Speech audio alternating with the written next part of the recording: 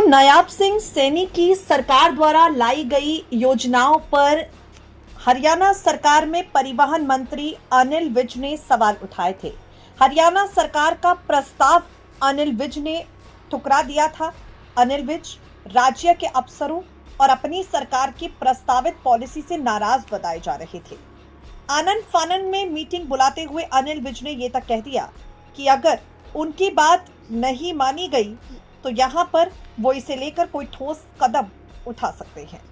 अब अनिल विज जब नायाब सिंह सैनी सरकार को इस तरह की चेतावनी देते हैं, अपनी ही सरकार पर सवाल उठाते हैं, अपनी सरकार से कहते हैं पॉलिसी की खामियों को दूर करें वरना कोर्ट में चुनौती दूंगा, तो राजनीतिक माहौल काफी ज्यादा गर्मा जाता है। अब इस बीच अनिल विज ने कांग्रेस पार्टी के नेताओं को वंदे मातरम विवाद पर घेरा है।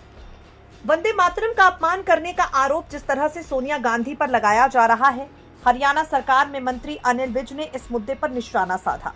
अनिल विज ने कहा, जिस प्रकार से सावधान की मुद्रा में वंदे मातरम के दौरान खड़ा होना चाहिए, उनमें से एक भी खड़ा नहीं था।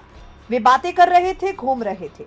इतना ही नहीं, मल्लिकार्जुन खड़गे ने अपने भाषण में बहुत कहा कि हमने देश को ये दिया, हमने देश को वो दिया, लेकिन वो ये नहीं बताते कि उन्होंने देश के साथ क्या किया।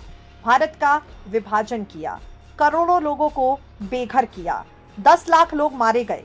ये भी तो कांग्रेस ने किया, क्योंकि आजादी की लड़ाई में कहीं पर भी ये नहीं कहा गया था कि हिंदू और मुसलमान के लिए 2 अलग देश बनाए जाएं।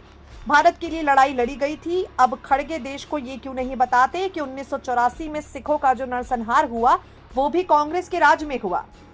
अब जंतर मंतर पर जो आंदोलन हुआ तो राहुल गांधी ने कहा, अगर कहीं पर गोली चलती है तो ऊपर के इशारे पर चलती है। तो फिर यह बताना जरूरी है कि सिखों के समय ऊपर का इशारा किसका था, उस वक्त प्रधानमंत्री कौन था जिसके आदेश से इतने बेगुनाह लोग मारे गए। आपको बता दें, यहां पर सीधे सीधे अनिल विज ने अपनी सरकार को लेकर नाराजगी तो सामने रखी ही है, लेकिन कांग्रेस पार्टी को भी वंदे मातरम के विवाद पर जमकर घेरा है।